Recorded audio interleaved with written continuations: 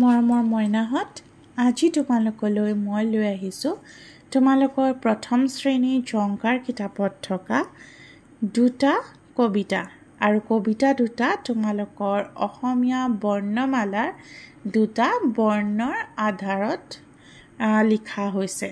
কোনকেইটা বৰ্ণ আমি আজি পঢ়িবলৈ ওলাইছোঁ তোমালোকক দেখাই দিছোঁ। প্ৰথমটো হৈছে হস্ৰ ই, এইটো হৈছে হস্ৰ ই আৰু এইটো হৈছে হস্ৰ উ। হস্ৰ ই আৰু হস্ৰ উ।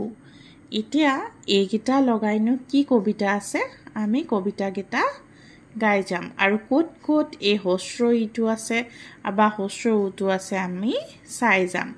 তোমালোকৰ ইয়াত হস্ৰ ইটো ৰঙা আখৰে লিখিছে দেখিছানে? আৰু এই কবিতাটো তেনেকৈ হস্ৰ ইকেইটা কি দি লিখি দিছে? ৰঙা দি লিখি দিছে। আৰু হস্ৰ উটো নীলা বাকচ এটাৰ ভিতৰত আছে হয়নে? আৰু এই কবিতাটোতো হস্ৰ উ থকা আখৰকেইটা আমি কিহেৰে দেখিছোঁ? নীলা দি লিখি থোৱা আছে। এতিয়া কবিতাটোনো কি আমি পাঠ কৰি চাওঁ আহা।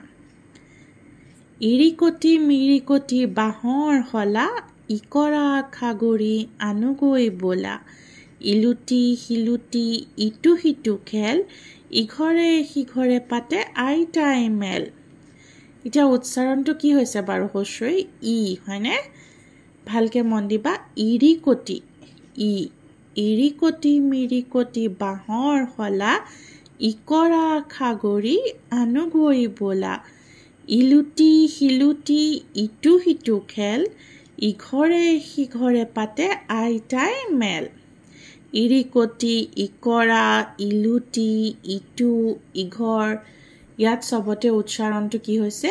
ই, অৰ্থাৎ হস্ৰ ইয়ে এইবোৰ চব আৰম্ভ হৈছে। এতিয়া আহোঁ আমি হস্ৰ উলৈ। কিনো আছে চাওঁ আহা। উকি মাৰি গুচি গ'ল উজনি ৰেল, উখল মাখল চৰা ঘৰ মইনাহঁতৰ মেল, উৰণ সেতুৰ পৰা বেলি উদয় চাম, উধাটো খাই গ'লে উজুতিহে খাম। আকৌ এবাৰ পাঠ কৰি দিছোঁ। উকি মাৰি গুচি গ'ল উজনি ৰেল, উখল মাখল চৰা ঘৰ মইনাহঁতৰ মেল, উৰণ সেতুৰ পৰা বেলি উদয় চাম, উধাটো খাই গ'লে উজুতিহে খাম। ইয়াত উ উচ্চাৰণটো হৈছে হস্ৰ উ কাৰণে উ।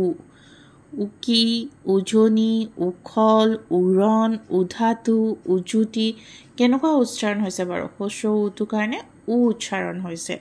আৰু তোমালোকে দেখিছা এইবোৰ হস্ৰ উ দি আৰম্ভ হৈছে, সেয়েহে নীলা আখৰ দি লিখি দিয়া হৈছে।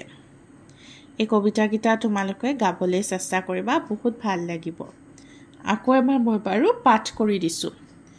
ইৰিকটি মিৰিকটি বাঁহৰ শলা, ইকৰা খাগৰি আনুগৈ বোলা, ইলুটি শিলুটি ইটো সিটো খেল, ইঘৰে সিঘৰে পাতে আইতাই মেল, উকি মাৰি গুচি গ'ল উজনি ৰেল, উখল মাখল চৰা ঘৰ মইনাহঁতৰ মেল, উৰণ সেতুৰ পৰা বেলি উদয় চাম, উধাটো খাই গ'লে উজুতিহে খাম।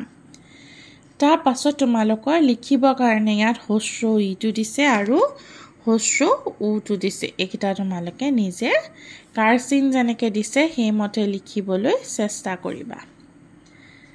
ঠিক আছে, আজিলৈ ইমানেই। ধন্যবাদ।